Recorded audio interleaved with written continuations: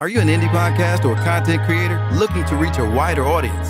Look no further. Introducing Podcastic, the ultimate podcast network designed exclusively for indie creators like you. At Podcastic, we believe in the power of unique voices and fresh perspectives. We're here to amplify your passion and creativity, connecting you with a growing community of engaged listeners who crave original content. Podcastic is more than just a platform. It's a support system built for indie podcasters, offering a range of resources to help you succeed. From tailored promotional campaigns to professional production assistance, we're here to help you shine. Our intuitive platform makes it easy for you to be seen and heard. We do all the heavy lifting for you. You just show up and create. Plus, with our advanced analytics, you'll gain valuable insights into your audience's preferences, allowing you to refine your content and grow your fan base. Ignite your passion, expand your reach, and thrive with podcasting. Visit our website at www.podcasticlife.com to get started. Podcastic, the home for indie podcasts and content creators. I pray that my love for you is bigger than what my parents have. So you must be my daughter's new friend? Candy, let me ask you a question. Oh, so this him? This the man that comforts you more than me? Mama, all men ain't like daddy. That's not fair! The content you're about to hear is a part of a paid programming segment. The views, opinions, and statements expressed belong solely to the sponsor and do not reflect those of Podcastic or its host. This segment is for informational and promotional purposes only and should not be considered as advice or endorsement. Listener discretion is advised.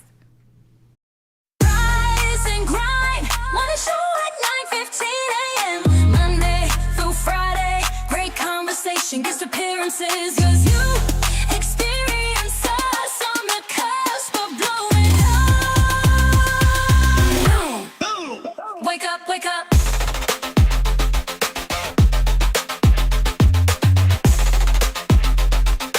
Rise and grind, morning show.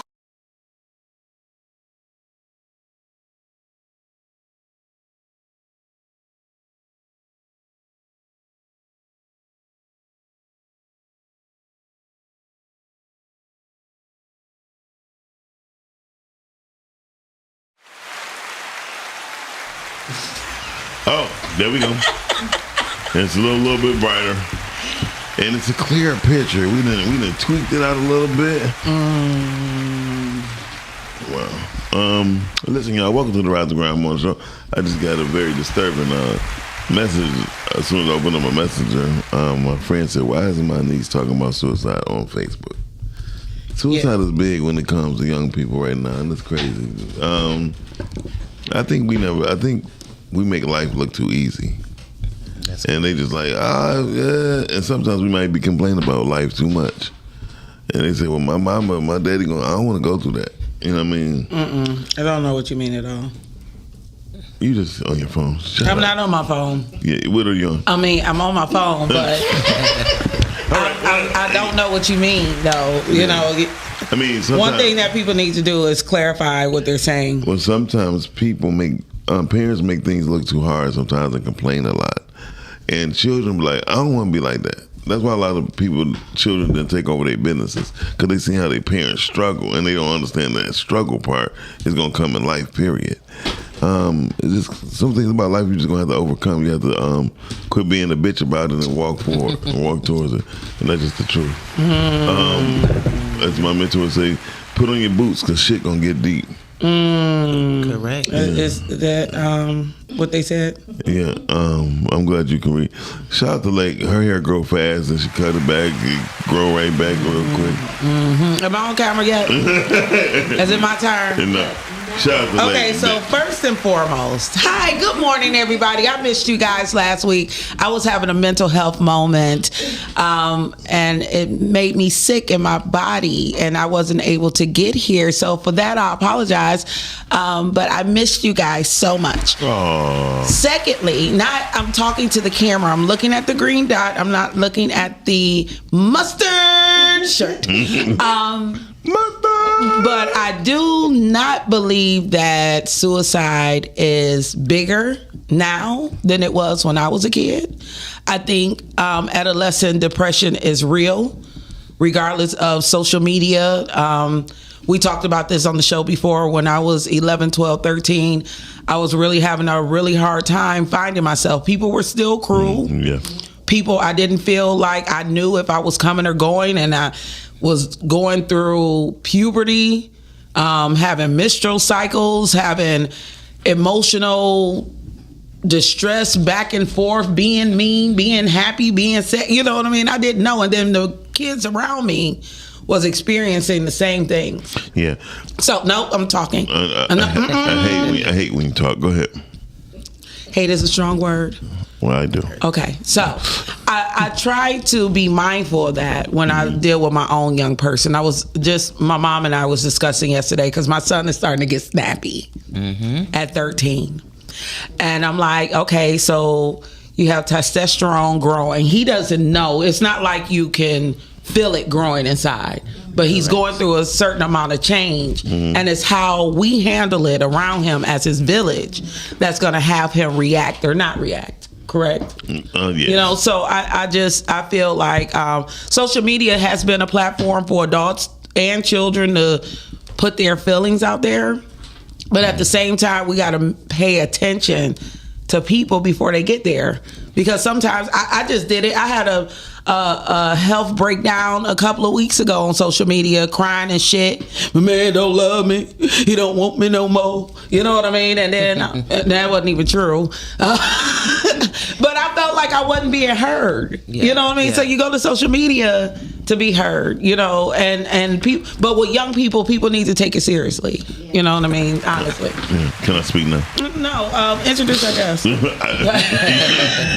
But before we introduce our guest, I do have a gas station chronicle, and I would like to say that suicide is worse than it has ever been, because kids between the ages of 5 and 11 is killing themselves. Are you Googling that right now? No, it's the truth. You don't know if it's the truth. How you know what I know? Because you don't know. Is that whose phone is that? Is that my phone? Probably so. Yep.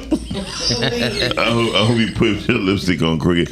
Your nose start to bleed. So listen, children are killing themselves between the ages of 5 and 11 years old now at a very fast pace, due to bullying, social media bullying, and these damn video games.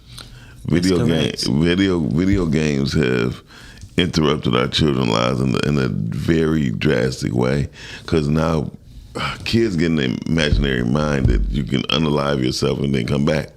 Because of the video game, you come back to life. And so there has been a lot of and the reaon why it's not mentioned, I want to see numbers. I mean, if you see numbers, you can't read them. So listen, in the sense of shout out to Calvin Mann for putting me up on the suicide rate of young boys, especially. There's a high rate of young boys that is killing themselves because they're not getting attention. Boys are the least heard in the cycle of life. And if you don't believe that, you will know the history of boys learning at a very slower rate than women. It's not because women are smarter or girls are smarter. It's just that boys are given toys and girls are given books.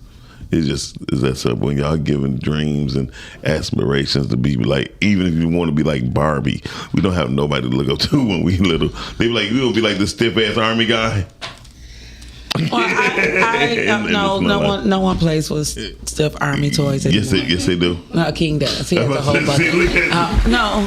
Yeah. So. I think you should bring back after school specials. Yes. And Punky Brewster. We got our own Punky Brewster right here. No, but on Punky Brewster, they used to handle life lessons like that. You know what I'm saying? They were on the shows that we used to watch. There will always be a seriousness about what was going on in the world, and suicide would be one of them. You know what I mean? Like they would talk about those things. I don't know what comes on TV right now. I don't know what kids are watching. Be a seriousness about. Does that mean? Yep. Again. It cannot be. Okay, it was me. because we do have guests today. Yes. But you started off by saying a gas station chronicle, and then you went into something else. No, the only reason why, because I was thinking about you, and I was thinking. No, don't think about me. Talking about you was crying and shit. Let's say good morning. Hey, Brittany. Hey, Jerry, Thomas. Calvin, if you're gonna come on here and correct me, then don't come on here. Say, good morning, Calvin. I love Calvin. Shout out to our guy, the underrated darkness in Virginia. He check us out every morning. Shout out to him. And man, drop your link of your show inside of the thread, brother. Please do. We want to hear we want to hear from you. 2 people are watching on YouTube, so that's dope. Yeah, 2 people. 2. Yeah. I love that for us. Yeah. Wait a minute, hold Miss on. Rhea and her mama. No, that ain't Miss Rhea. I think that's me in the darkness, though. This is guy from Virginia. But anyway, hey, good morning, Yamina. Yamina, we gonna have it out on Girth. She be trying to go ham on Girth, and she be standing up. we sit her ass down. Did she come on, Girth? No. She was in the comments. She was in the comments. I seen her yesterday. Oh, no, I did. She's a beautiful woman. Lord, the gas station chronicles. I went to another gas station today, and it didn't work out neither. Gas station coffee, I think when you go to a gas station, you see mouth shops, just don't get no coffee. Okay, so for one, I'm so irritated right now. I can tell. Because I am irritated. It's your matte lipstick. No. Oh, go ahead. It's the lip bar and it's popping. Okay. You and this gas station coffee. We are here talking about health today, and you're gonna start off the conversation with the most unhealthy look for gas station coffee. We done had this conversation over and over and over again about mice and poop and gas station coffee. There's nothing wrong with gas station coffee if it's a clean gas station. Speedway. I'm gonna start going to Speedway. Shout out to Speedway. Hey y'all, but listen, we got some guests in the building. Calvin said he agreed with me. I like him again. He's my favorite. That's Calvin Deal? Mm-hmm. Okay. He's my favorite. We never met in person. But. Of course, both of y'all blind. So listen, can you introduce our guests for the day? They can introduce themselves. No. Rude ass. How you ladies doing today? Great. How are you? I'm wonderful. And good morning. Beauty on the end, you are? I'm Lajoy Morgan of L&M Healing Umbrella. Oh, wow. And what is that? It's a therapy, my private practice. Well, so I do mental health as well as substance abuse. Are you a therapist? Yes, ma'am. I need help. That's the first step, right? Okay. I've been saying I wasn't going to go to therapy, but I think I need therapy. Please. I'm serious. I'm dead serious. Well, everybody needs therapy, including myself. So the therapists need therapy. See, that's what I'm talking about. I quit. I don't want to do it no more. I'm gonna drive you crazy. You ain't never met a Pisces like me. You gonna be like, girl, let me lay down for a second. Okay, and you are Beauty. Good morning. Good morning. I'm Arlynn Dailey. I am a community engagement educator in Southeast Michigan. Look at it. She just popped her cherry on the mic. Yes. Thank you. It's your first time? It's my first time. Yeah, I like when the first time happens. And I served her first cup of coffee of the day. Ooh. Yes. Yeah, ooh. Well, this is actually my second cup. Now I feel like I come second. Yeah. Story of my put life. me first. You should come second. Yeah. But make sure you stay in the game.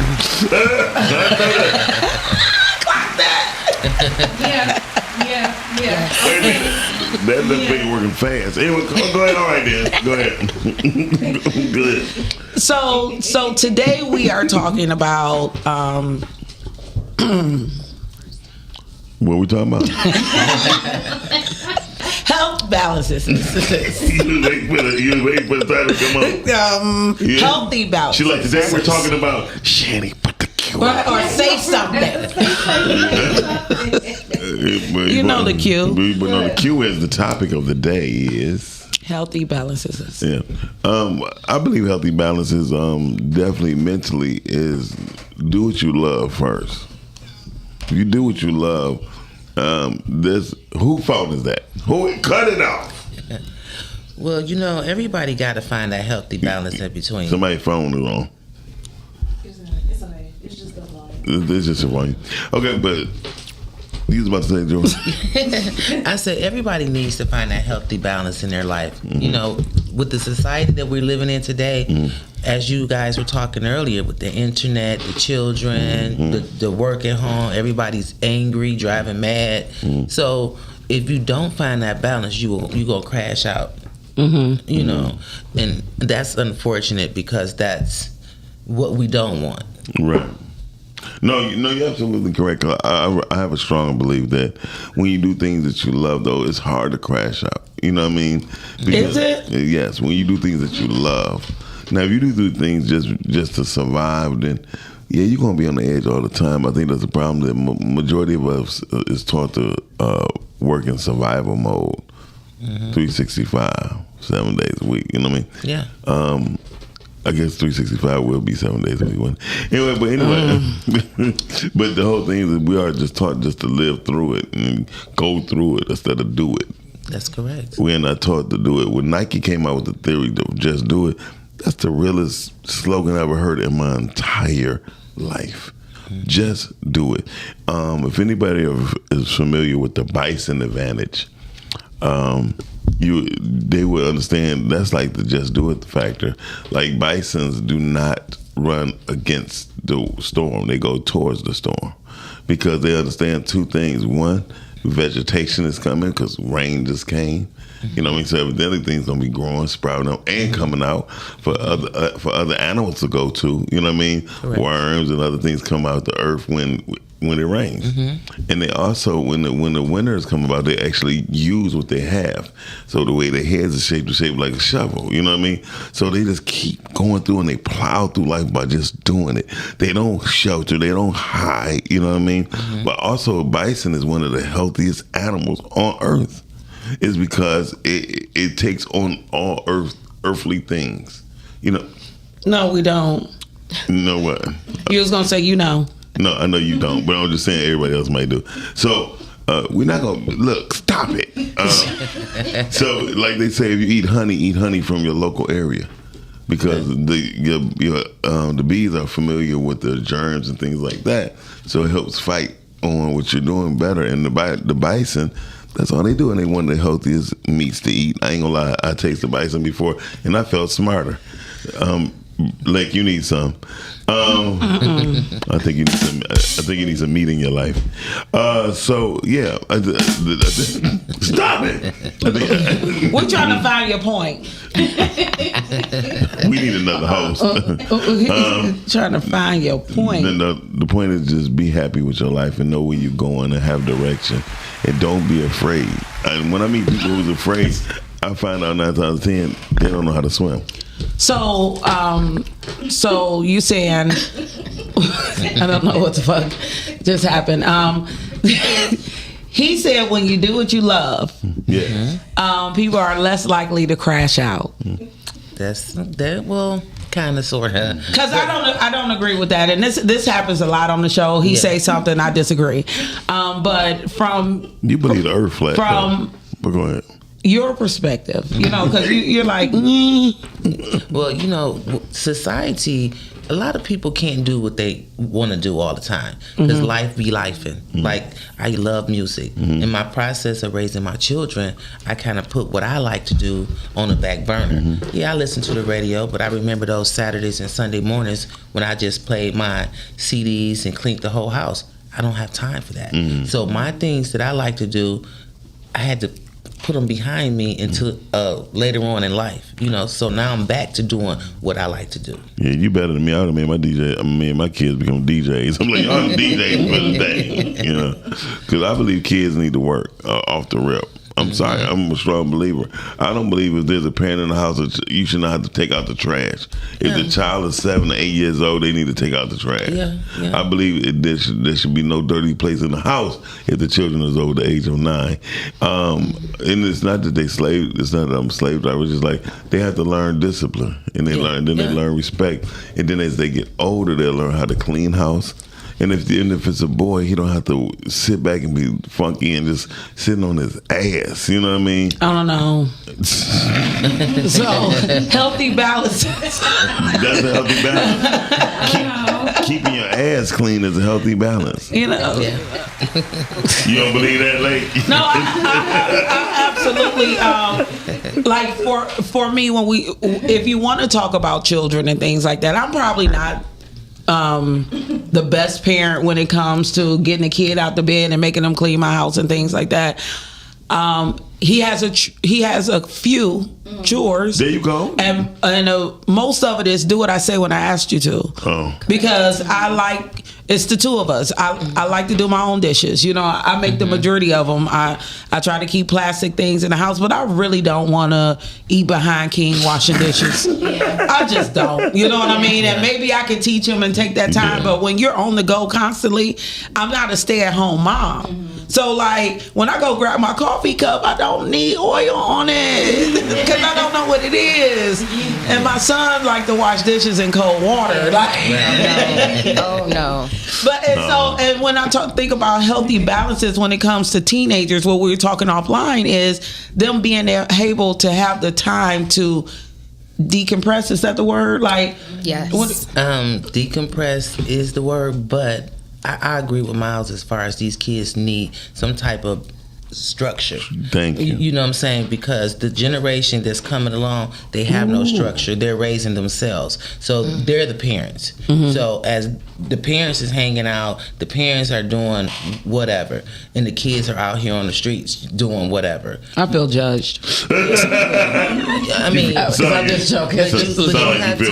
But you have to see what's going on with the kids. You got to be able to not be so stuck in the past where you can't relate. I relate. I see things, but I also am open to try to, finagle a little bit so they won't feel like they're being pressured. But in my household, I'm like, Miles, you're going to wash the dishes. There's not going to be no dishes in the sink when I go to bed at night.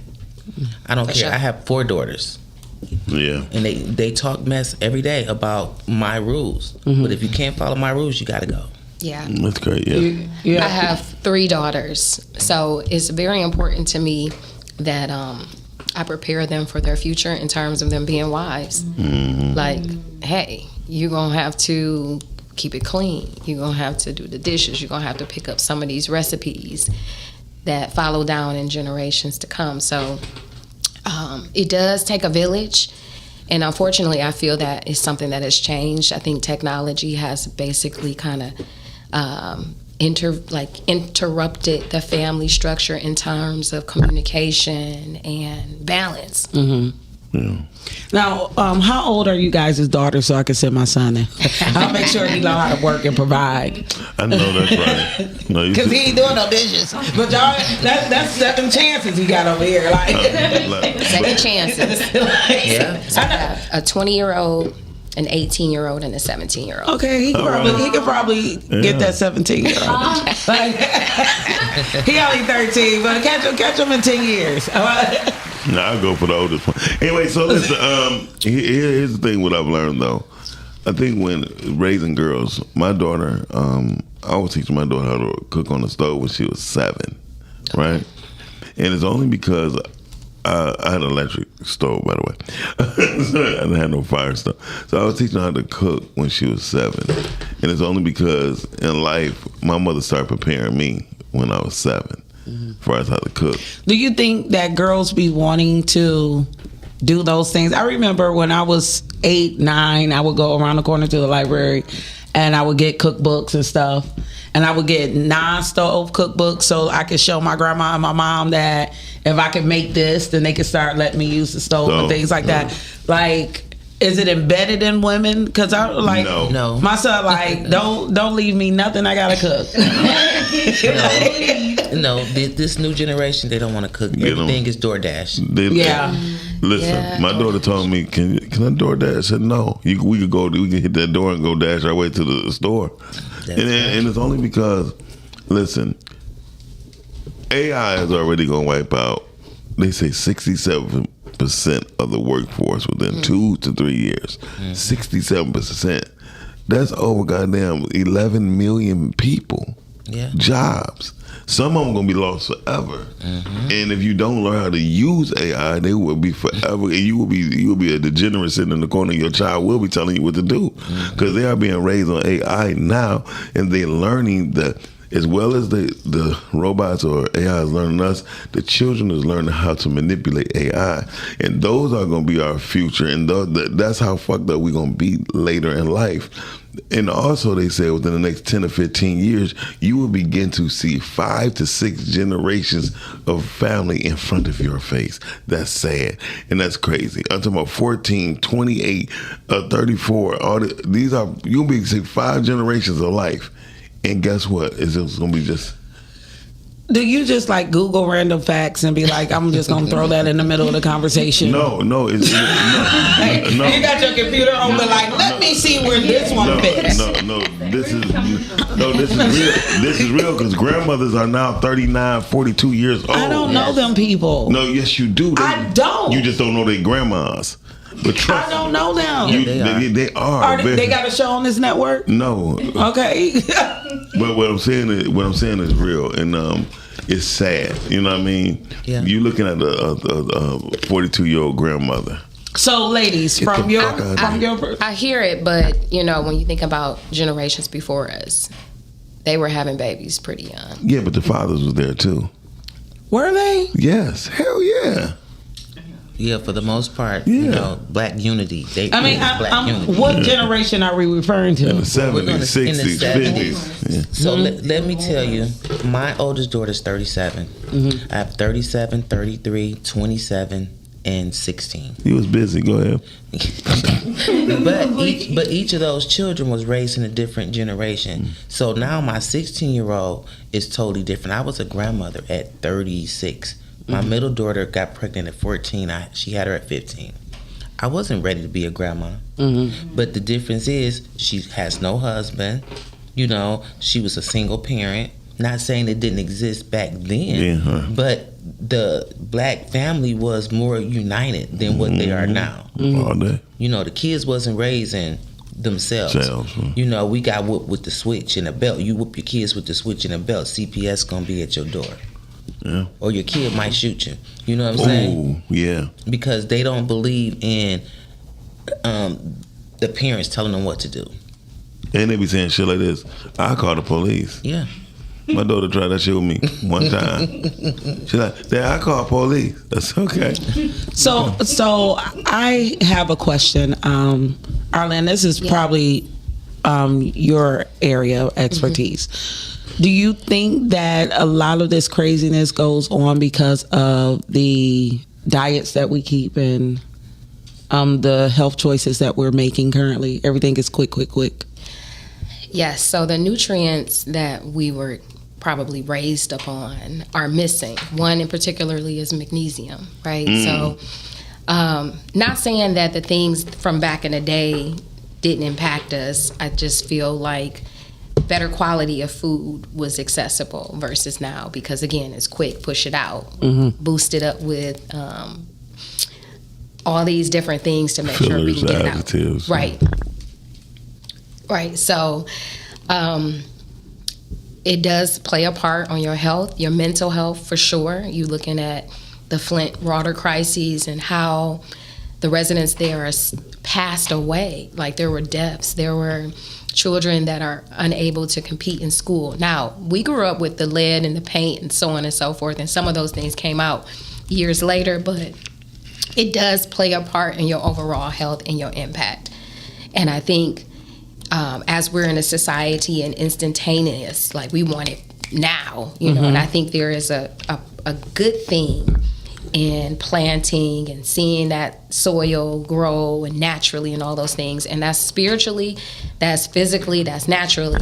And I think once you manipulate those things, it takes away from the quality of life, the quality of just living, right? So I do feel like the changes in society is impacting our youth in terms of you put a kid in front of a TV, you give them some snacks, and you don't even know what's in there. Right. You don't know what we weren't taught to look at the back of a product and say, what is this? She absolutely correct. Half the stuff that's in there, I don't know what they are. I'm not even gonna lie. But if you Google them now, I could just ask AI. Yeah, but you'll be almost disgusted because it's like our government is allowing people to literally kill us. It's a black man. 3 years ago, he tried to place the United States government for committing a genocide through food. Right? He has then all of a sudden had something like Parkinson's. I can't pronounce the disease, but everybody thinks he was targeted. You know what I mean? Because he put the government on, went to court, y'all commit genocide. Well, one of the great things I think about social media and TikTok, everything, there's a lot of people who are putting food on blast. Yeah. My fear is everybody think that they're a health professional now. And so I swear, the amount of reels I get daily about eat this food, don't do this, don't do that. You know what I mean? It's kind of hard to listen to. Why? Why? Yes. Because it's too much. Everybody thinks that they're a professional by sharing somebody else's word. And I think you and I discussed this before. You're not gonna give me healthy food advice and be on the phone with me at Burger King. Stop doing that. I mean, I don't like that. Is just a pet peeve of mine. It's just like people who I know you're cheating on your wife, but you want to send me videos about what a good woman is. You got a good woman, but you're cheating on her. You know what I mean? I can't hear you. That don't even make sense. It makes sense to me. No, listen. Because it's irritating. No, it's irritating to you because you're not open. You're not coachable like that. Listen. Now I'm not coachable. No, but listen. It's not an attack. I'm just telling you the truth. If a person, no matter where they at in life, right, and they just pushing it towards you, because you might be their motivation. You could be that one. Listen, you might be that one thing that changed them. A lot of times, people are not giving you advice to tell you you're doing bad and they're doing good. Sometimes people just pushing on you because they want to see you be better, and then in return, they be like, "Damn, did that shit." Not, I want to do that. I like hardcore conversations. I don't like reels. I like to talk to my friends about what they've learned. I tell my brother this all the time. If you watch a reel and you learn something, then when you come visit me, because I see him almost every day, let's talk about it. Let's have a real personal conversation about what you've learned instead of you reeling me all day like we busy.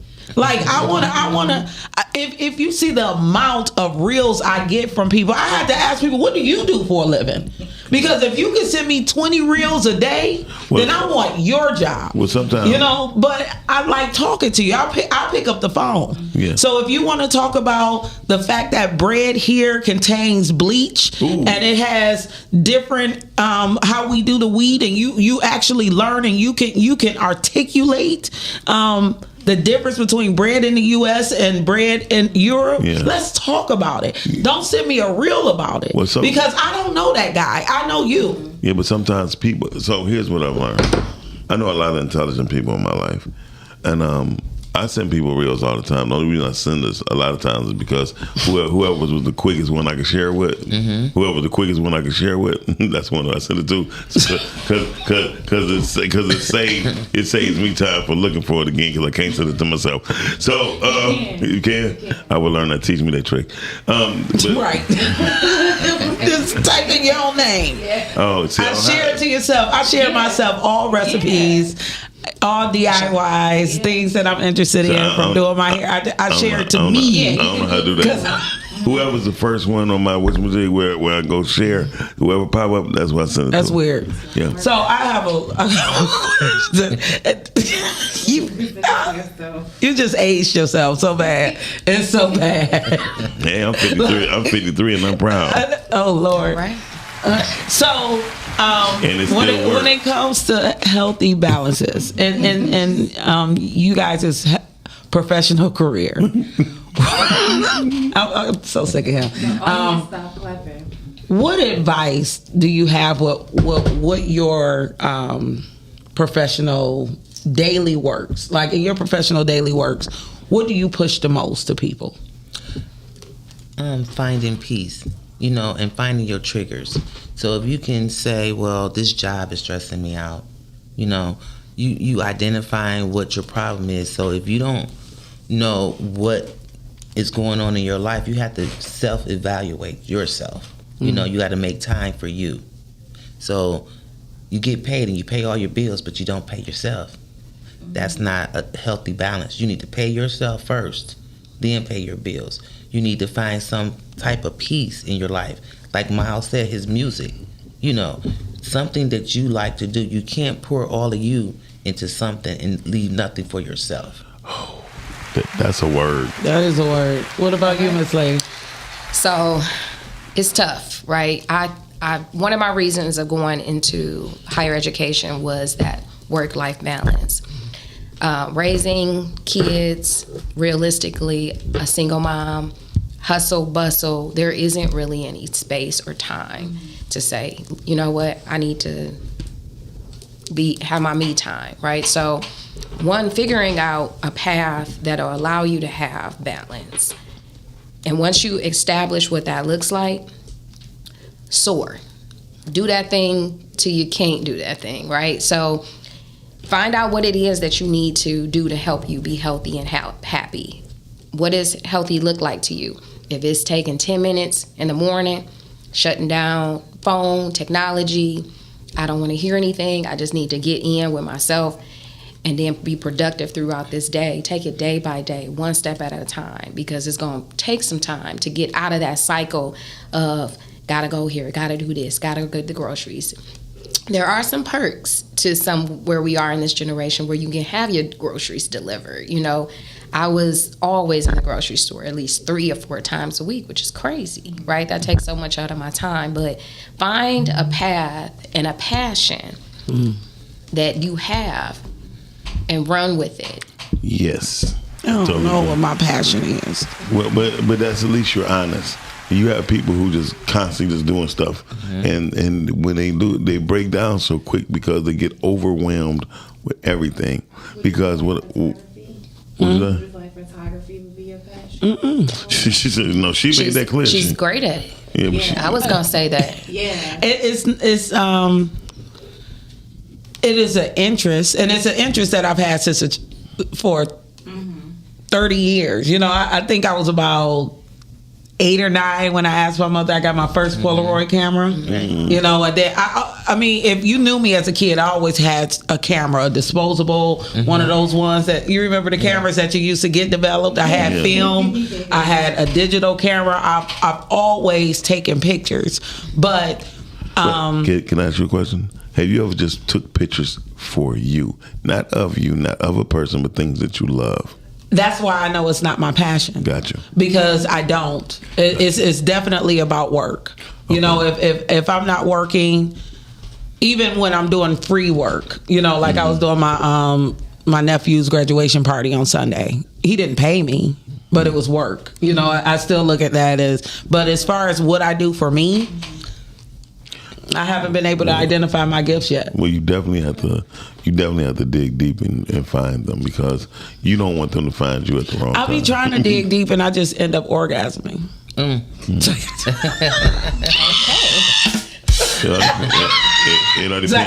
healthy. Well, since you're talking about digging, what tool did you use? I got one of the massage guns. Stop. I mean, just kind of piggyback off of what you were talking about. You got to learn how to disconnect. I find that as me being at this age, I have a hard time turning my mind off. When I go to bed at night, I only get 4 hours of sleep because I'm up thinking, I got to do this, how I'm going to work this out. And so I think that's something that we all struggle with when we get a certain age. We don't get enough rest. We don't get 8 hours of sleep. We don't know how to disconnect from work. Everything is right now. I got to get this done. I got to get that done. You got to learn how to disconnect from all work. Yeah. Because I think that comes from us believing that we're not going to live that long. Oh, I don't know about that. No, the reason why I said It's probably that survival. Yeah, I got to 86. I'm talking about survival. I got another 40 years. It's a survival mode thing. We don't, like I told my friend, he said, man, I don't want to start just making music. Nah, I'm 53. I'm like, but you can make music. You ain't trying to be a rap star. You know what I mean? Hell, if you want to be an R&B sensation, you can start now. Yes. That's a particular musical craft that's not being shut down. You could be a soul artist, R&B soul artist. No matter, you could be whoever you want to be. Yes. When God places things in people's hearts and give them vision, I tell people all the time, boys have dreams, men have vision, and that's only because when you at a particular age, you dream of all these things. You can just dream. But then when you get to that adult age, you need to start having vision, because vision gives you more insight on which direction you're going. Correct. And Helen Keller was basically saying, like, men and women who can see are crazy. They want to look what's in front of them. I can see around the corner, and she don't have visual sight. And she was just saying, like, go for what you love.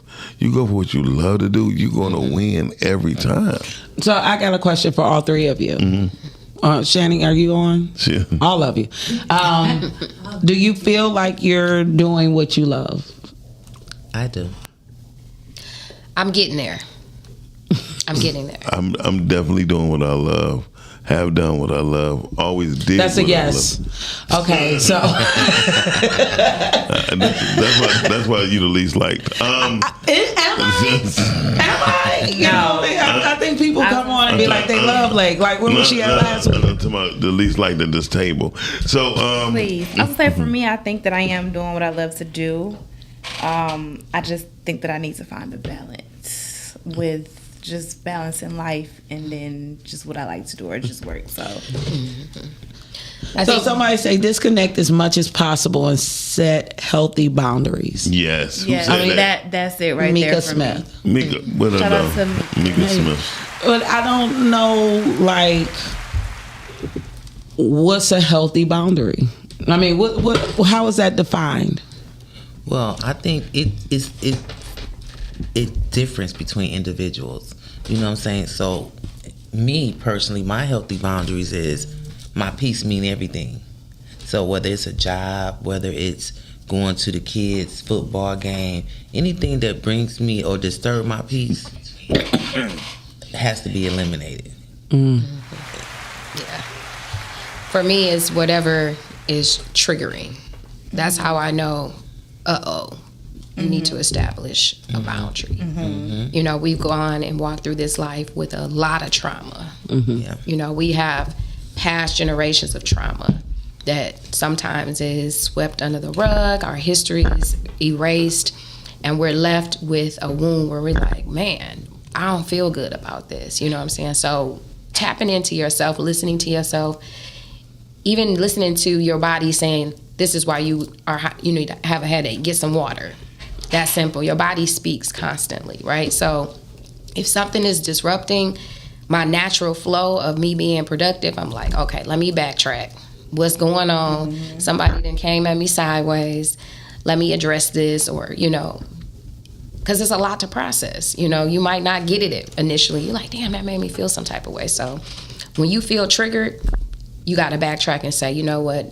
I remember XYZ did this to me a long time ago and it made me feel this type of way. I need to work on making sure that no one can cross me in that area again. You know what? It's crazy that you said that, because people will tell you because you've experienced this before that it's different. You know what I mean? Like I've been hearing a lot of that lately from people around me, and several people, not just one person. Like, I'm like, you know, this is starting to feel similar to a job I've had, or a relationship I had, or a conversation I had in the past, and the outcome of it wasn't good for me. And then somebody will say, you know, you're holding on to the past. You're always judging. I'm different. I'm not like the things that you've gone through. I'm not like the job that you had before, you know. And how do you address that? You know, you want to believe, but I think we start to know. You're smiling about it because you hear a lot of your. Well, I'm smiling because I have been affected by that too. So we do hold on to baggage. So we take different things from different relationships and different friendships, good ones and bad things, and we do build up a wall. When it comes to like, oh, this will never happen again. But along the way, you have to learn to kind of let the wall down a little bit, but not all the way, because the red flags are there. Most likely, if it looked like a duck and quacked like a duck, it's a duck. Right. But you're giving people the opportunity to show you, but you never let them get close enough where it's going to affect you individually.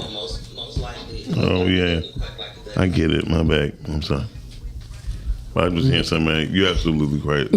No, I think it's just the volume. Yes, the volume theory. So, but the balance you were speaking of, what's your name? Lake. I think that's also going to be based on your everyday life. Yes. You know what I mean? Because if you don't, I had to take time out. Shane's like, no, I do it. I'll be like, nope, I just got to get up and do it, because you can't expect just because people on your team, on your side, they're going to do everything for you. And you have to learn how to discipline yourself with time management and discipline yourself on your spending habits, because a lot of people don't know how to discipline themselves on their spending habits. Mm-hmm. We overspend so we can thrive again. Yeah. I mean, struggle again. We are taught for survive and not to thrive, and that's crazy. Since school, so you got a test, okay, and it's like, why don't you test a child on what they, where they going on direction, like other countries. Other countries be like, you know what? You ain't gonna be no gymnastics. Let's face the fact. You know what I mean? Let's go here with this. Let's keep it real. Other countries cheat. Yeah. I think we don't even talk about that enough, where we automatically perceive that, oh, this person is so smart. No, a lot of the countries cheat to get here. Yeah. Mm-hmm. So I think that's a layer of understanding that we haven't been privy to. But I've watched it in higher ed that, yes, different cultures say, you're going to be this engineer, you're going to be this doctor. And they, by any means necessary, they're going to make sure you get that. Mm-hmm. But it's not honest. Mm-hmm. It's just that we see that America is the best, and that's where you need to be in order to thrive. So I think there are layers of conversations that we have to just be mindful of, that it's not just us, our people. Yeah. It get elevated because it's like, let's paint this picture on this one particular community. And then a lot of times we play ourselves against each other. Mm-hmm. Oh, all the time. And we can't operate like that. No, we can't. Well, you know what? I'm sorry, Miles. No, go ahead. I really had to say this, but I believe these other countries, they're teaching their children way more than what we're doing here in the United States. And when they come over here, they're taking advantage of what we could have or what we had. So our children is not being pushed, for the majority of them. Mm-hmm. They took away cursive writing out of schools. They don't have books. They're taking away all of the African American history, So other countries are really involved in their kids' education. So the United States do have good schools. So yeah, go to America, go to these colleges, and suck up all of the information that you can. We need to push our children to do better. Not saying that you can't be a millionaire without a degree. You can, but you need to know your history. We need to put more into our culture. Our culture is lost. Yeah, I say that all the time. I tell Chanie, if people don't research where they want to go by understanding and doing research of the past of that same place they're trying to go, they're going to miss the whole point. Yeah. You know what I mean? If you're going to be in movies, learn about the history of movies. Mm-hmm. Right. Absolutely. Yeah, Chanie be like, look, I don't want to watch it. So it's like, if we did that with half our food, we would never eat it. Yeah. That's true. Because who want to look at a black eyed pea? You look at them and it's looking back at you. What's wrong with black eyed peas? You like the way they look? I grew up on them. I ain't never looked at a black eyed pea and be like, But Here's what I'm mad at you. I'm mad at you too. What I've learned though is even eating chicken. You eating chicken and the vein just come out the chicken and hit you on your lip. That's really fucking gross, right? But you tearing that damn chicken up. It's the seasoning. Yeah. So, Arlynn. Yes. You had a article in the Michigan Chronicle, right? And Thank you to the Michigan Chronicle. Thank you. Right. That was dope. So what was the focus of, tell the audience what the article was about and why you were highlighted. Yes. So let's say about 10 years, there was a bill stuck in Lansing that couldn't get passed based off administration. And it was to support regulating pretty much dietitians and nutritionists in the region to make sure that they are just what you said, they're speaking truths. There aren't any myths. Anybody shouldn't be able to pop out and be a nutritionist or a registered dietitian. So that's set for 10 years. And thankfully, last year it got passed by Governor Whitmer. And one of my colleagues was very instrumental in making sure that that bill got passed last year. And I believe it was in April. And then based off of a bill being passed, you have to establish a licensure board. And licensure board will incorporate, people who are in the industry, people who are, outward facing. That's where I come in with my community engagement, because by no means am I a nutritionist or a dietitian, but I do believe my impact prior to that with supporting the Future of Health, which is a partnership between Michigan State University Health Sciences and Henry Ford Health, helped me leverage the influence and have, because that was brutal. We had to go through a community benefit ordinance with the city of Detroit. Any development in Detroit that reaches over $75 million or seeking any tax incentives has to go through a neighborhood advisory committee. It's like 9 weeks of hearings, outreach, campaigning, door-to-door knocking, just tapping into the community, listening. Detroit has a history of developers coming in and not doing good business. They'll just forget about you. There's a lot of gentrification that has happened over the years. There's been a lot of promises broken. So in 2019, City Council, led by Councilmember Benson, made sure that the community benefit ordinance was highlighted and elevated so that Detroiters can reap the benefits of developers versus kind of just, scattered about and forgotten about.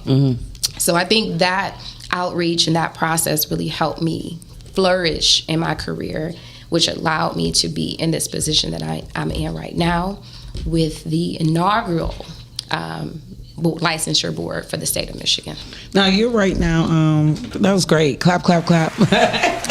And thank you, because when people find, that sounds like passion. Yeah. I ain't knocking on nobody's doors. I don't want to be in no fundraisers. I don't want to do nothing but go home. I just want to go home.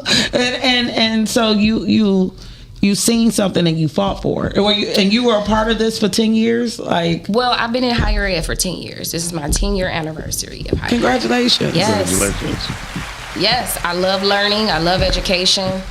I love once you walk in the door and you can really articulate and speak to any topic, of course you want to be able to dig deep, but I've been in higher ed for 10 years. But my community engagement work probably started maybe about 4 years ago. So where do you go from here with that? Woo, that's a good question. That's a good question. So where do I go from here? So right now I'm really trying to learn as much as I can, because I don't pretend to know everything. I don't. And I think from that perspective, you can make some change, right? So my goal is to be myself and show up myself everywhere that I go. There have been seasons of my life where I had to code switch, where I had to kind of assimilate and, excuse this term, drink the Kool-Aid and be like, yeah, I can figure it out. But I feel like maybe it's age that I'm just like, listen, this is who I am. Take me for who I am. It's about 20 of me's out here that need to know that you can start from the bottom and build your career and excel. Being true to yourself. So, and that piggybacks, Lajoy. Yes. When people are afraid to start over, okay, so we have this on June 14th. I can't see that far. I didn't know I was going to have to put my glasses on. Okay, on June 14th, we are having a mental health and awareness fair, the 3rd annual mental health and awareness fair, and it's going to be on East McNichols. O'Brien Park? Yes. I'm like, I live off of East McNichols, but I don't live that far. That's 40205. I'm 03. Yeah. So what is this wellness fair about? Just overall mental health, just well-being, and a healthy balance. We have several different companies that will be there giving out COVID tests, lead tests, doing kidney checks. We'll have the mobile dental, the mobile doctors there, engaging with the community. Okay. Give them some different resources that they may not have. Wow, I love that. I love it. All right. And I'm going to tell you why I love it. In the work that I do, it's important that we see people who look like us talking to us about our health. Mm-hmm. There are so many things that are misdiagnosed or ignored. Mm-hmm. Even to this day, it goes, we have a lot of history, like the Tuskegee issues, the Henrietta, Flack incidents, and all of these different things. I think it's important in my work that I get youth involved in their bodies and their wellness and their health. So I appreciate Ms. Lajoy doing the work, because we need to see ourselves. Mm-hmm. That's correct. Now, one of the things we're going to do to see ourselves, we're going to take a moment for a commercial. Yes. Amen. Clock that. Well, clock it. We'll be right back, guys. Clock it. How long is it? Are you an indie podcast or content creator looking to reach a wider audience? Look no further. Introducing Podcastic, the ultimate podcast network designed exclusively for indie creators like you. At Podcastic, we believe in the power of unique voices and fresh perspectives. We're here to amplify your passion and creativity, connecting you with the growing community of engaged listeners who crave original content. Podcastic is more than just a platform. It's a support system built for indie podcasters, offering a range of resources to help you succeed. From tailored promotional campaigns to professional production assistance, we're here to help you shine. Our intuitive platform makes it easy for you to be seen and heard. We do all the heavy lifting for you. You just show up and create. Plus, with our advanced analytics, you'll gain valuable insights into your audience's preferences, allowing you to refine your content and grow your fan base. Ignite your passion, expand your reach, and thrive with podcasting. Visit our website at www.podcasticlife.com to get started. Podcastic, the home for indie podcasts and content creators. I pray that my love for you is bigger than what my parents have. So you must be my daughter's new friend? Candy, let me ask you a question. Oh, so this him? This the man that comforts you more than me? Mama, all men ain't like daddy. That's not fair!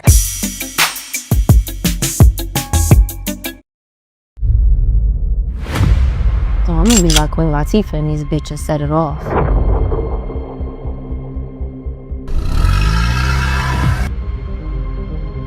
I ain't risking my life for little $2,000. We got $1 million in the hood. Somebody gonna fuck around and rob that motherfucker. You see a bitch, and smack a bitch.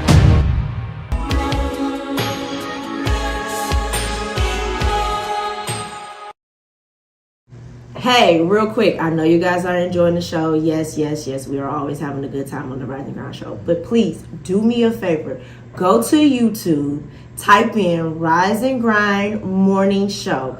Hit that like button, subscribe, and turn on your notifications. Therefore, you can always be in tune with our live content and interact with us, be in the comments, and we can keep bringing dope, hot content to you.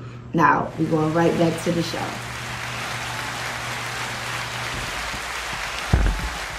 Hey, it's Fat Lakey. How y'all doing? We are back here on Podcastic, and we are talking about healthy balances. And I'm trying to find mine, y'all. We have these amazing guests here. We have Miss. I have a question. Do people call you Arlynn sometimes? They call me Arlynn. Yeah. I've heard Arlynn. So I'm like, Arlynn. Like, yeah. So. And Miss Lajoy here. We are talking about healthy balance. We have an amazing health fair coming up on June 14th. That is the Saturday before Father's Day. And I want to remind people to take care of their fathers. I think is something that maybe we should change in our community as well. Yes. As far as shining on our black men and making sure that those who need to be appreciated are appreciated. And Father's Day is a great way to do that. And it's right in the hood. So take your dad, because a lot of our black men don't want to take care of their health. You know what I mean? Yeah. Those kidneys need to be checked. Yeah. Tests need to be done. Those teeth need to be taken care of. If you want to know some of the source of some of your bad health issues, it starts with your oral health. Yes. That I do know, and I don't need to sing you a reel about it. It's the truth. Take care of your teeth. Yes, that's correct. Yeah.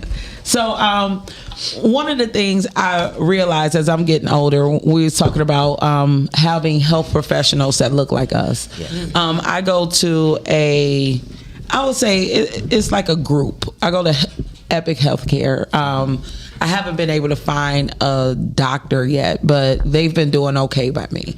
But I realize my power in no. Yes. When I go in there, first thing they say is, we want to do an EKG. And I'm like, I come in here every 3 months. You want to do an EKG every 3 months. Like, why are you keep pushing this test on me? And then she was like, well, if you're not going to do this, you need to do this. We need to check this. And I'm like, I had to tell the young lady, it was a young Asian lady. I said, you know, I'm starting to feel less like I'm in a healthcare office and more like I'm in a car sales office. Like, you are constantly pushing these things on me that I am not willing to accept, because I had a really hard battle over COVID to get to where I am. I was having respiratory issues. I was having gut issues. I was having heart issues, you know, and it was a long journey to get here to 2025, and we're not recognizing that. You know what I mean? Like, I had blood pressure 200 plus over 100 plus, and now I'm at 120 over 80, you know? And I told her, I know, right? Amen. You know what I'm saying? Because I'm trying to be here until 86. And I was asking her, like, why you keep trying to push these things on me? Well, you know, it's money. Yeah. It's all about the money. They can build the insurance companies every so many months for EKGs. And so it goes back to being knowledgeable of what you're doing and what the doctors are asking of you. So the more you do research and ask questions, just don't go with the first thing the doctor tells you. Right. Get a second opinion. Yeah. Sometimes a third opinion. You know, so I don't take all the pills they give me. Every time I go to the doctor, they give me another pill. And this pill caused this side effect, then I got to take another pill. So I just do my own research. I believe in natural stuff, natural pills or organic, changing your lifestyle. That's all part of the healthy balance, learning what is good for you. Okay. Yeah, and I applaud you for that pushback, right? Because we automatically look and say, oh, this doctor knows A, B, C, D, E, F, G. But with the shortage of doctors and healthcare professionals, the amount of time you get to spend in front of a physician is very short. You're usually kind of triage and they're moving you around in the system. Right. Bring your notebook of your list of things that has been, you know, bothering you or concerning you, and there are changes as you know, go through different things. Come prepared. Right. And I think, like, as when I was younger, I was afraid to, like, say no. Yeah. And I'm like, as I get older, like, I can tell them no. I'm paying for it, right? That's correct. You know, like, what I need, how are we gonna take care of things? Because I one of the things I noticed, this was probably about 2.5 years ago or so. They put me on the diabetic medication. And we were talking about weight loss and things like that, and it caused so many health problems for me. I bet. You know, and so many people, like, they have these great stories to tell. People just look sick to me, though. I'll be honest with you. Like, but I had kidney issues, you know what I mean? I had a lot of different things going on with me, and I'm like, wow, but I never had diabetes. Like, you're pushing this medication on me. And the young lady asked me if I wanted to try it again. It took everything in me to not jump over that table. I'm like, you know, like, you ever had a stent put in your kidney before? You know what I mean? Like, you want to try it again? You know, the society that we live in today, everybody is vain. So they're doing it to lose weight. They're doing it for all the wrong reasons. Right. You know, so that's going to cause metformin do affect your kidneys. It do affect other organs. So now they have this Ozempic and Wegovy. And so they make it so high that you can't afford it. Ozempic costs maybe like $1,900 for one tube, right? So they came up with a second one, Wegovy, that's supposed to be generic, but it's cheaper. You know, the weight loss is important, but it's not that important that you're going to compromise all of your inner organs just to lose weight. You know what I'm saying? When all you have to do is work out. Right. You know, walk.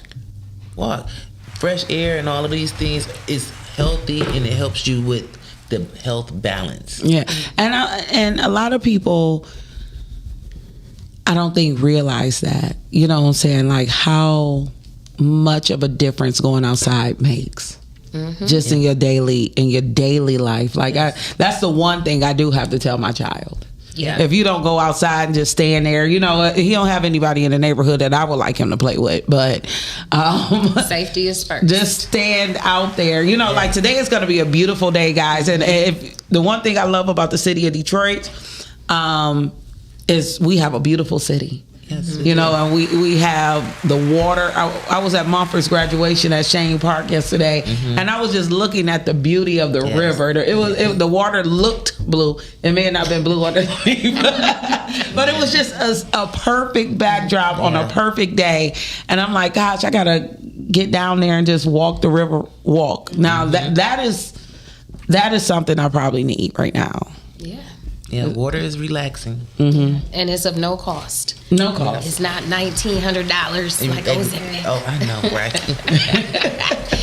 I'm all about cost savings. So I agree with you on get out and enjoy the natural elements. I will say there has been studies shown that trees actually have healing properties.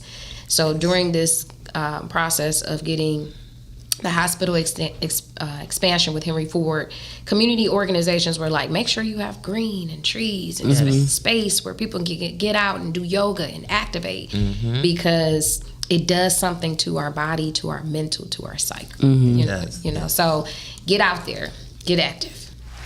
Now, what other advice?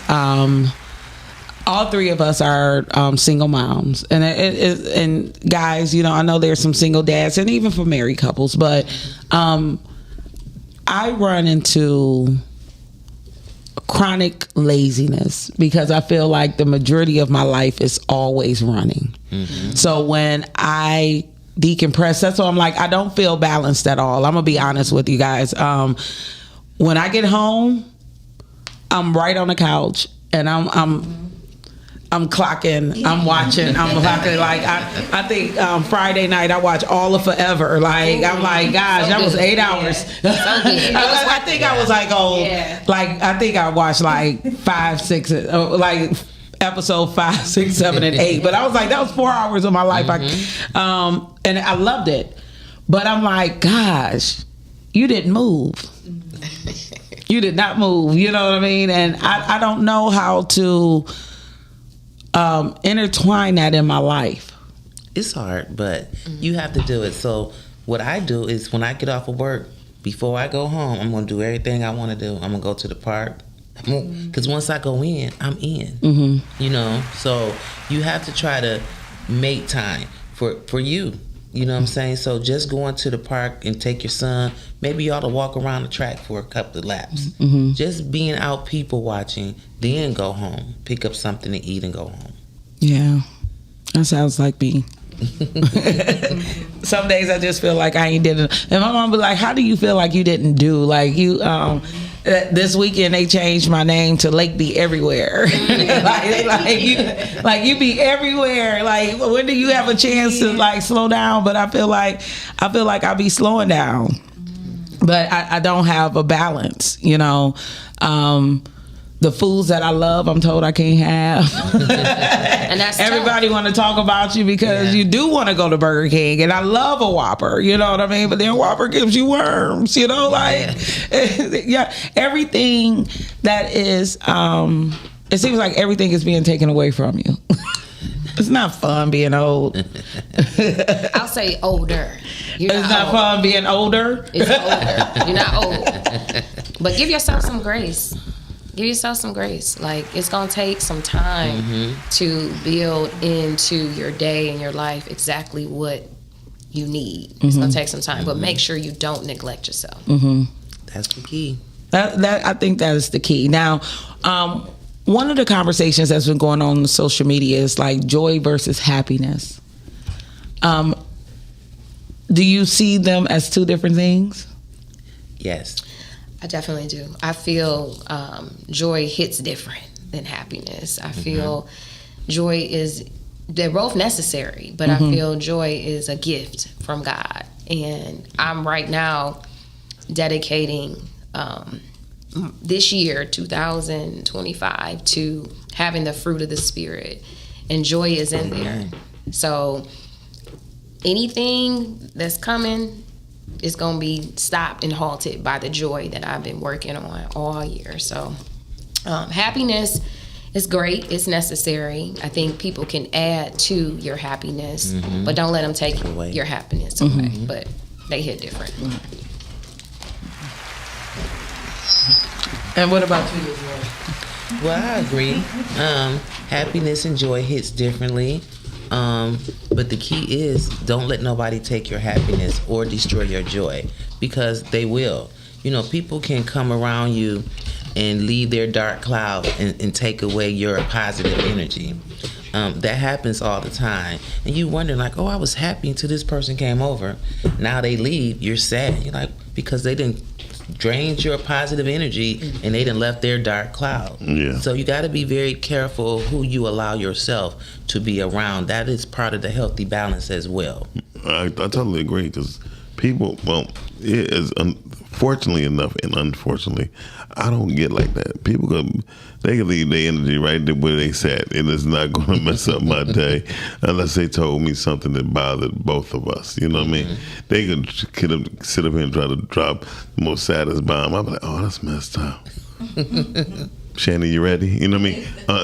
And the only reason is why, because I've been through enough in my life already. Not to anybody. I lived through 52 summers in Detroit, Michigan. You know what I mean? So that's an accomplishment. So I'm not going to let nobody mess up my life, in a sense, unless it's done by me. You know what I mean? I don't care what nobody's going through, but if I care about them, they don't have to go through it by themselves. If that make any sense. Yes, it does. I don't want to sound like I'm just a complete asshole, but I could care less what people go through in the sense of, because they're giving me a sob story.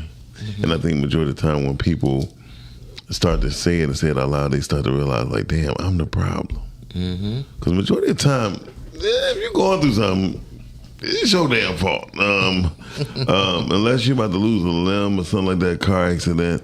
But I tell my female friends, you had a baby by 3 times, and you've seen everything that you're complaining about. It's your fault. You know what I mean? Why did they want to be out here having 3 different baby daddies? I said, well, maybe you would have stopped at that one once you realize, until you fix yourself. I believe once people start fixing themselves, they realize, like, okay, I'm not about to do that. Yeah. So what? So what? I don't care about no flowers. Yeah. No, I don't care. What was your intentions? Like when people say, Miles, I heard this about you. What was it? Why did they tell you that? I just want to know what was their intentions. I don't know, but they said, I said, listen, whatever they said, I'm pretty sure it's true. on their part. You know what I mean? Right. How they perceive things. You know what I mean? Right. We could all four of us in this room could sit down and watch a movie and get 20 different opinions about it and views of it, and it's only because we want to be somewhat. If we watching somebody, we want to be somewhat where they are. Mm-hmm. You know, we want to be them, but we want to be where they are. Yeah. The only reason why people become fans of something because they want to have the aspirations or the dreams or the vision to be somewhere with that person is. And I learned that because I tell people this all the time. I've been famous twice. And in the process, when people thought I was famous, I wasn't. Mm-hmm. You know what I mean? But when I was, they didn't, you know what I mean? Yeah. I was like, y'all don't get, like, I can really change this? Mm-hmm. Oh, well, you just do flyers, you know what I mean? Or you just do this.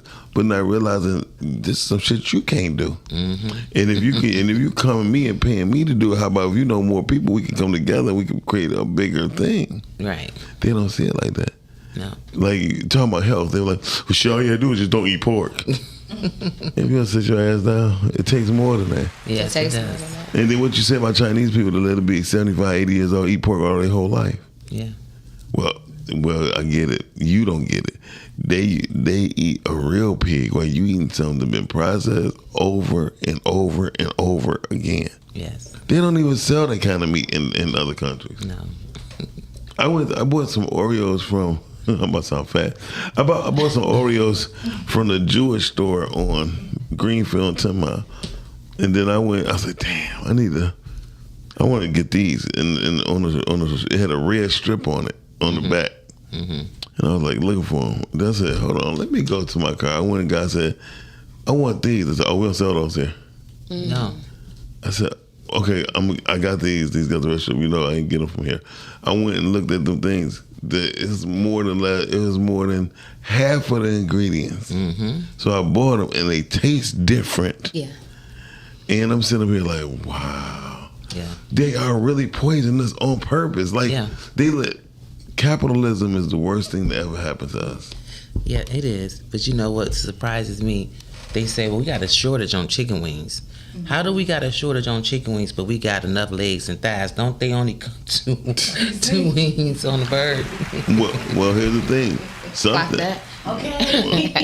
Well, dig this. Some of the chickens that was manufactured. Yes. Didn't have no lower torsos. Mm-hmm. You know what I mean? They only had the wing. Yeah. And they was born with a dilapidated brain. They couldn't even cluck. They couldn't do nothing. Mm-hmm. They were just making sounds. Yeah. Yeah. And so that's the crazy part. We just gotta watch what we put in our mouth. Yeah. Yes. And then you keep in mind that the things that we're eating, and then there is a lack of activity. Mm-hmm. Like you look at other countries, they're walking every day. Every day. And you look at Detroit and our transportation crises that we have here, we should be walking around a bit more. Yeah. You know, we should be moving our bodies. So Lake exercise a lot too. I come in here for that. But like we just talking about things you need to stop putting in your mouth. I heard you talking about you been famous twice. I wasn't around either one of those times. Uh-huh. Oh no. And just be careful. We out of wings. Just be careful. We got a shortage of wings. That's because I ate them all. Like, just be careful what you put in your mouth. Okay. You know what? I'm very careful with what I put in my mouth. I'm glad you. Don't worry about my mouth. I keep telling you. You don't listen. Take me off a screen, Chanie. I'm done. Okay, please. Bye and thank you. I said off a screen.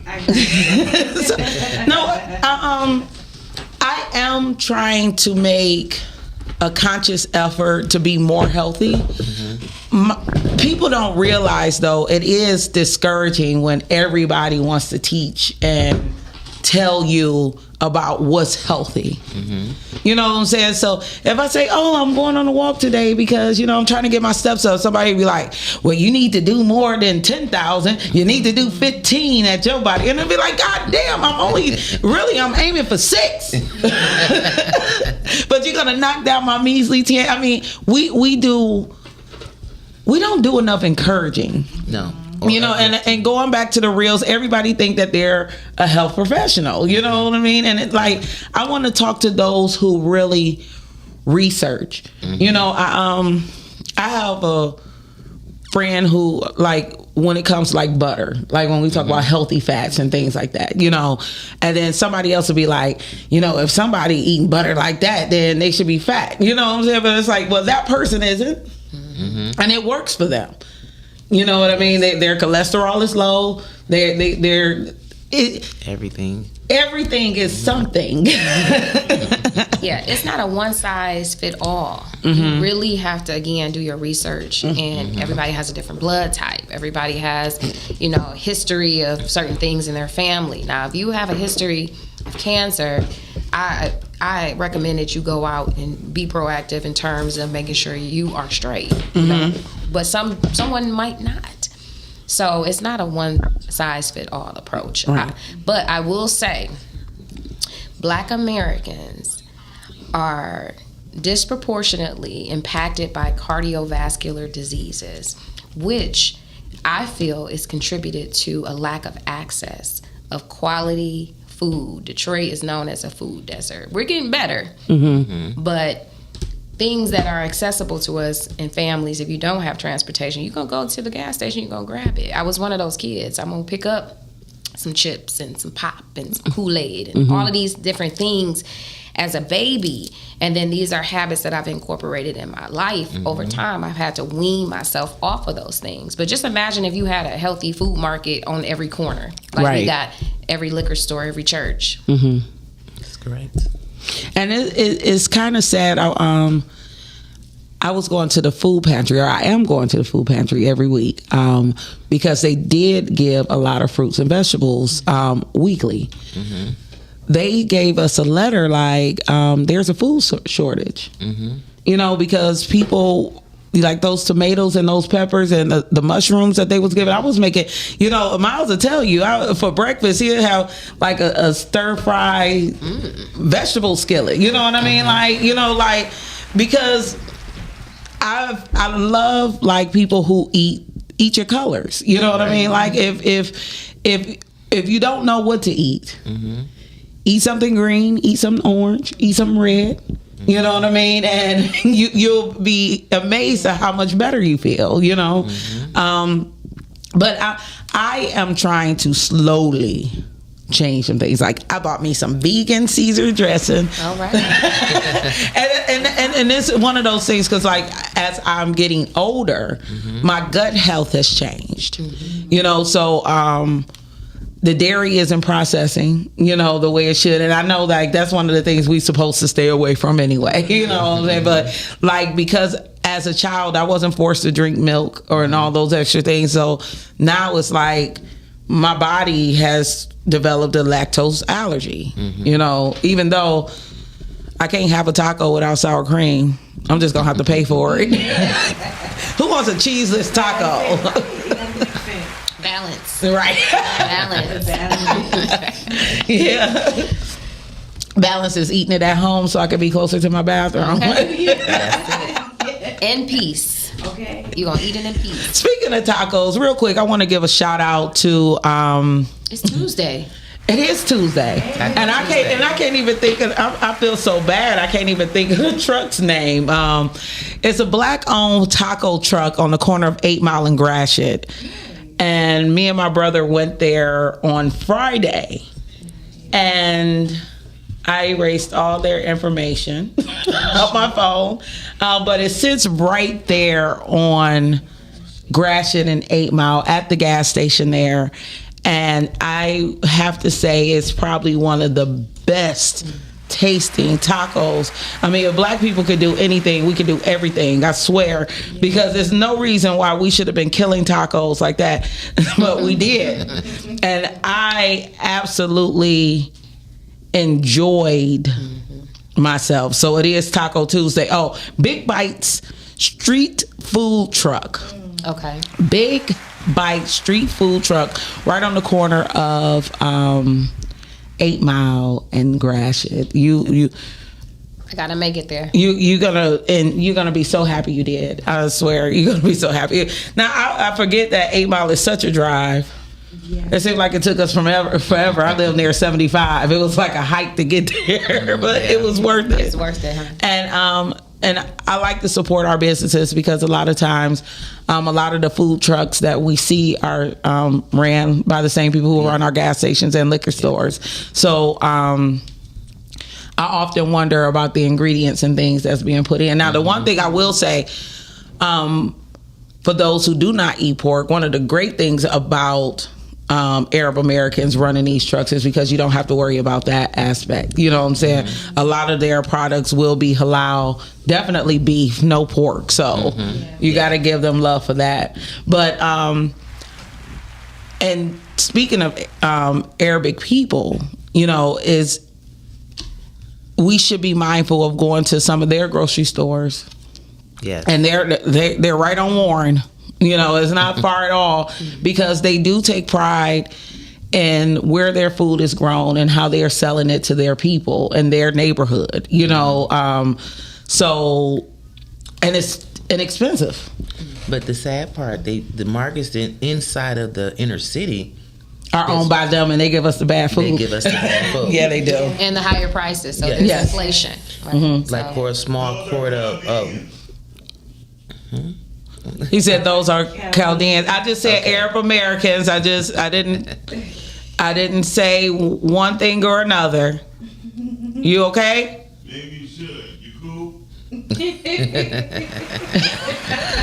You were saying like higher prices and worse food. Yeah, you know, they'll go to the food pantry and get those vegetables that you were talking about, bring them to the inner city and sell them to us $2 for $1. Yeah, they will. You know what I'm saying? And because, like you say, most people don't have transportation to get to these markets or Walmart, so you're paying for the convenience. Right. So they're charging you for heavy whipping cream $7. Man, they redid a grocery store in my neighborhood right on 8 Mile in DeQuinder.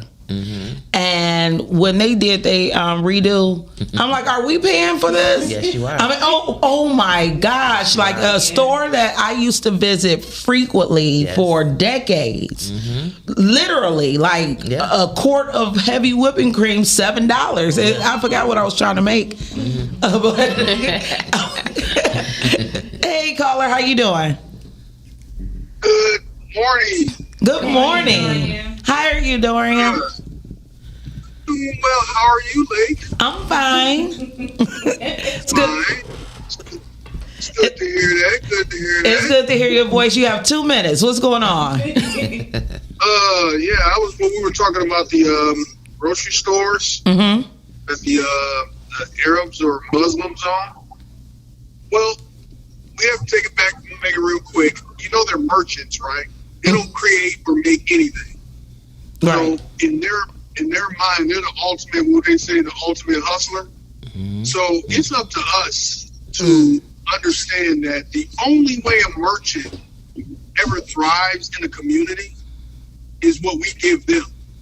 And so what we have to do, even if you know that neighbor down the street, that old lady that come on, get in the car, I'm gonna take you somewhere else. So you go grocery shopping. So you don't go buy food that's been spoiled and give them their money and get disrespected all in the same time. And so we have to understand the purchase power of ourselves, but it's also a convenience factor. Yes. And, you know, like I said before, the only way to hurt a merchant is through his pockets. That is true. So as we as people must, and this is not just black folks, this is just what I'm talking about, poor people in general. We are cannon fodder of the world. We must understand that in a capitalist society, nothing move without the money.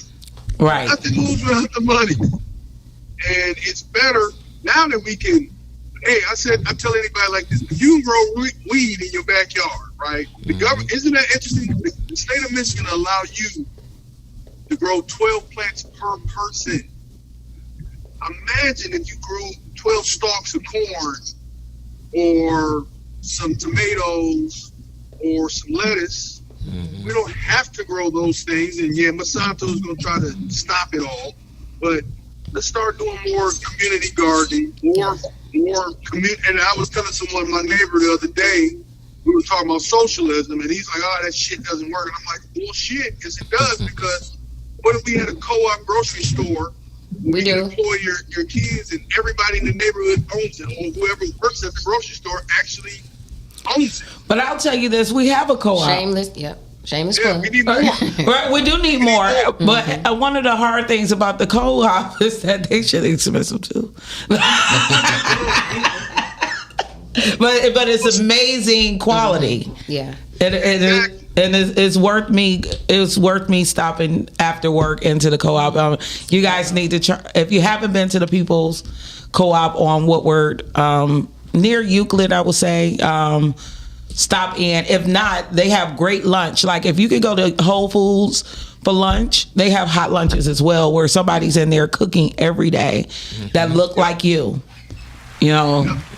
And what I love about Whole Foods, they look like us too. That's back there cooking. They do. Yeah. And that's the whole thing. Like, yeah, you may spend a little bit of money for a watermelon that has seeds in it, but it's probably organic and it's natural.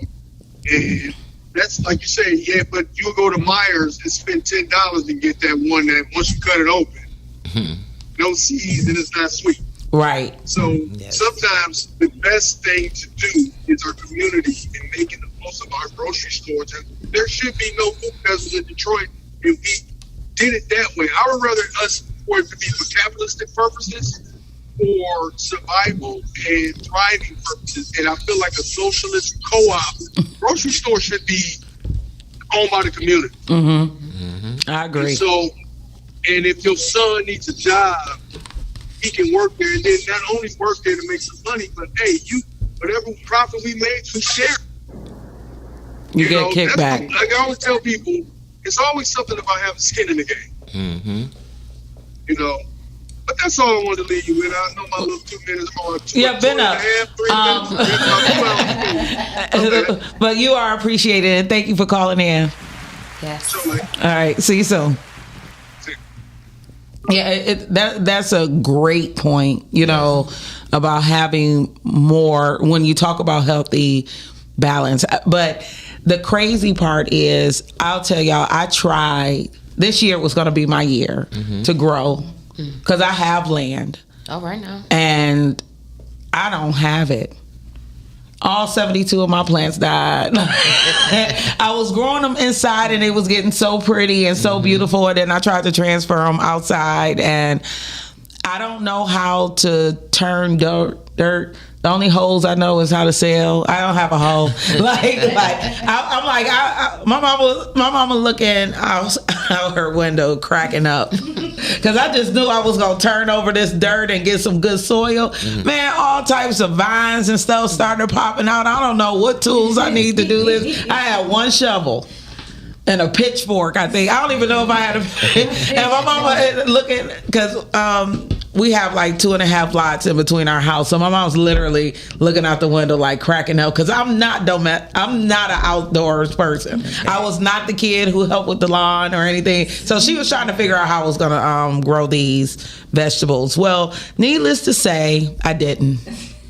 But I was just thinking when he was talking, I'm like, I'm about to go to Home Depot and get me some 5-gallon buckets and try again. Yes, keep trying. Like, keep trying. Because I did it over COVID. Yeah. I had peppers, cucumbers, and tomatoes that grew beautifully. But, you know, like, you didn't have anything to do. Yes. So I was sitting in the dirt. I was praying with my vegetables. I sold seeds and everybody's names. And like that. They were just such amazing plants. But now, like, I got 10 minutes. My vegetables like, we ain't gonna grow for you in 10 minutes. It ain't about to happen. And it all went to hell quickly. Damn. I know. But I'm gonna try again. But you put forth the effort. You know. I'm gonna try again. Because I have noticed in our community when we talk about gentrification and things, a lot of white people are buying the land in our neighborhoods and starting their gardens. Yes. Now they can grow some damn food, but they ain't sharing. You know, they gonna sell it to us too. Yeah, they you know, like. Yeah.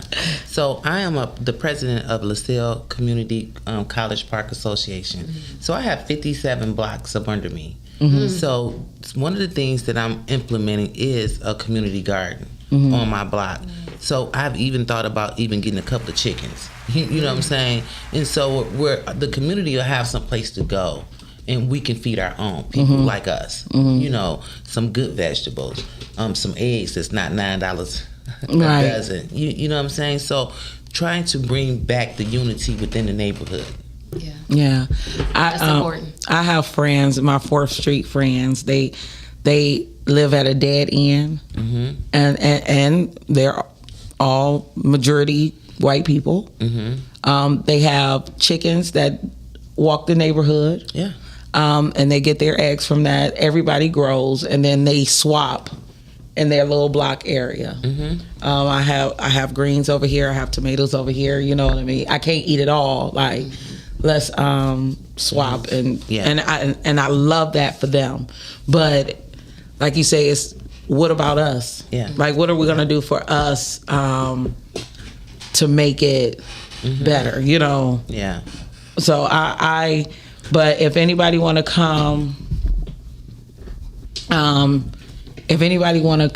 help me with these vegetables. You know, vegetables. Yeah, absolutely. I really want to get into that. I attempted during COVID to, plant some good collard greens because I'm cold with the collard greens, baby.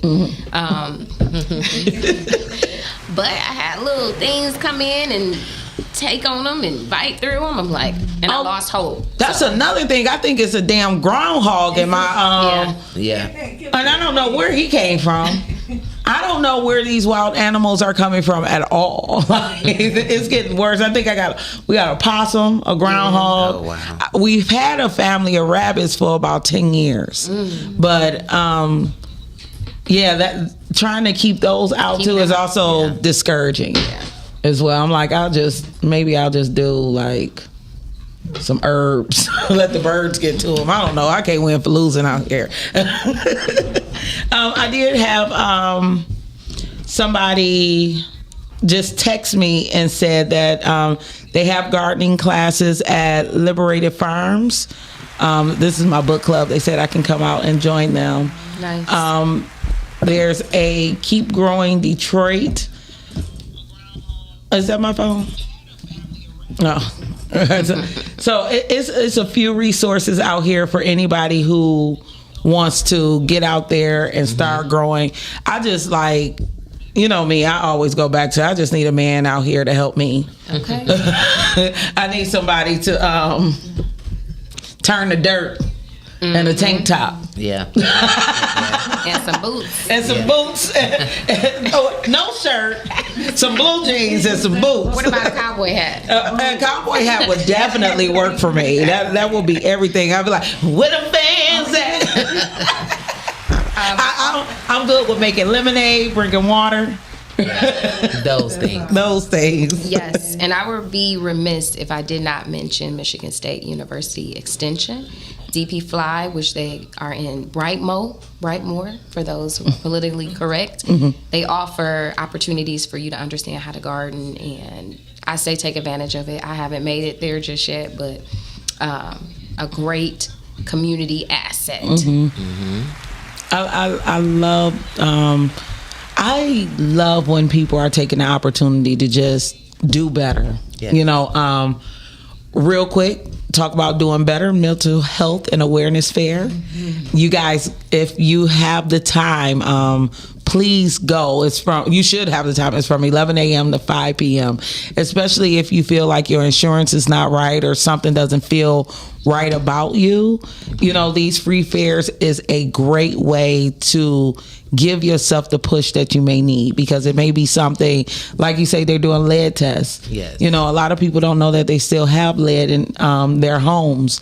And it's a great opportunity to make sure, like, if that little sickness that you feeling or that cough that won't go away may be caused by something that's in your house. Because a lot of times, a lot of things that are killing us, we can't see. Yes, correct. So be mindful of those things. Please, please, please, and thank you. If you can get out there, that will be great for you. Yes. So blood pressure. Yes. Check them numbers. And I was telling people all the time, you know, they always want to talk about weight loss when it comes to me. And I just had to explain to somebody it's never been about weight loss. I mean, for one, if you know the amount of clothes that I have, you know, it'll be kind of depressing to be 220 because I won't be able to fit my clothes anymore. And I don't, Sheen done got tariff calls, so I don't know how to get my gear back up. I'm gonna have to go to the Salvation Army and get rid of everything. But ain't wrong with thrift day. But heart health, blood pressure, is the reason why I'm doing it. You know, that I get out and I take that walk, or I'm going to Platinum Fitness and lifting those weights, because the joy in seeing my numbers, you know, was a heck of an accomplishment. And originally, like, mine came from stress. Yes. A certain amount of stress that was job provoked. And I did have to change my career path to make sure that I didn't have that type of weight on me. You know, but that weight almost put me in a hospital and almost took me out of here. And it took 5 years to get to a healthy number. I'm just happy that I didn't have any long-term residual effects from it. So if you can stop it, stop it. We are going to be getting out of here soon, ladies, but I would like you to tell the people how to follow you, and how you can help themselves. Well, I can be followed on lmhealingumbrella.org. I can help you find, I'm the shelter from life storms. So when you're going through something in life, you know, that you feel like you just can't handle, I'm here. Call me, set up an appointment, and we can work something out to help you get through whatever it is you're going through. Yes, I like that. The shelter. Right. From the storm. I think she sold me on that, because I'm in a storm right now. And you, Miss Lady? Yeah, so you can find me via email. So it's daileyar@msu.edu. I am starting this journey of helping my community, helping my people, serving the community, bringing everybody in who I can, because I'm here for a good time, not for a long time. So. Right. And she's also a Chippewa. We want to put that out. Fire up chips. And guys, once again, I am your host, Lake Butler. I am here every Tuesday, unless I'm doing a depression day. But usually I am here every Tuesday. This is my therapy, and I love you guys so much. Please make sure that you get out there today and love on yourself. I don't necessarily believe in sunscreen, but somebody put in the chat, make sure that you put your sunscreen on today if you're going to be out there. You say it's necessary. Well, I was going to speak to the summer myths. There is this myth that Black Americans do not burn, and we do. We do. So apply it. If you lose it, reapply it. But it is a necessary. Skin cancer is something for Black Americans, but it has not been amplified as much as it should be. So, and hydrate. Hydrate and use your sunscreen. So on that note, I'm going to go out and get me some Black Girl sunscreen, because they do make that, and it's an amazing lotion. But I am your girl, Lake Butler. I will be back here next Tuesday. Tune in at 1-ish today. We're going to be restreaming an episode of Stream Today. Deuces. We'll see you soon. Bye.